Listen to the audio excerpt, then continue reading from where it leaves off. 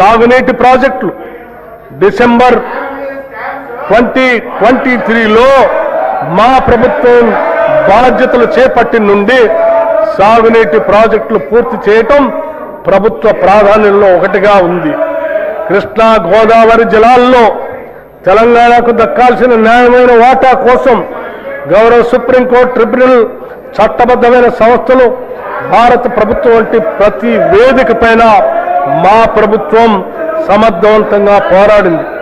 మా ప్రభుత్వానికి గతంలో పెండింగ్లో ఉన్న అనేక ప్రాజెక్టులు వారసత్వంగా వచ్చాయి.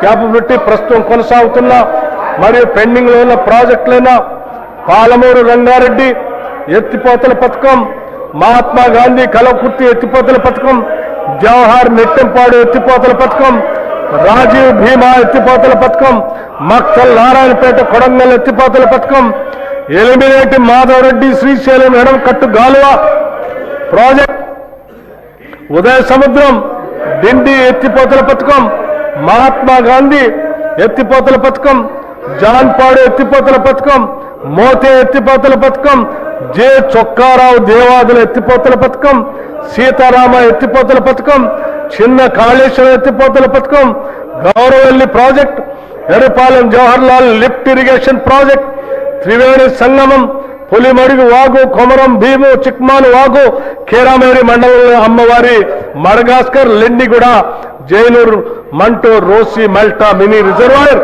మరియు ఇతర ముఖ్యమైన ప్రాజెక్టులు పూర్తి చేసే దిశగా మేము కృషి చేస్తున్నాము. గత ప్రభుత్వం చేసిన చారిత్రక తప్పిదాన్ని మా ప్రభుత్వం సరిదిద్ది ఉమ్మడి ఆదిలాబాద్ జిల్లాలో డాక్టర్ బిఆర్ అంబేద్కర్ చేవెళ్ల ప్రాజెక్టులు కూడా చేపడుతుంది అని తెలియజేస్తున్నాం. గతంలో ప్రభుత్వం సకాలంలో పూడిక పనులు చేపట్టకపోవటం వల్ల అనేక ప్రాజెక్టులు పూడిక పేరుకుపోయి రిజర్వాయర్లో నీటి నిల్వ సామర్థ్యం తగ్గిపోయింది.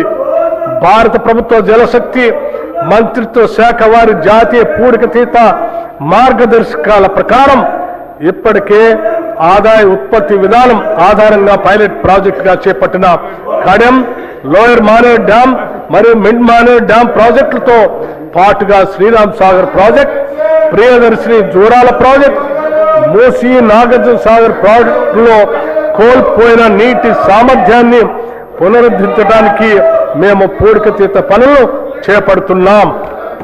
ఈ బడ్జెట్లో నీటిపారుదల శాఖకి 22,615 కోట్ల రూపాయలు ప్రతిపాదిస్తున్నాం.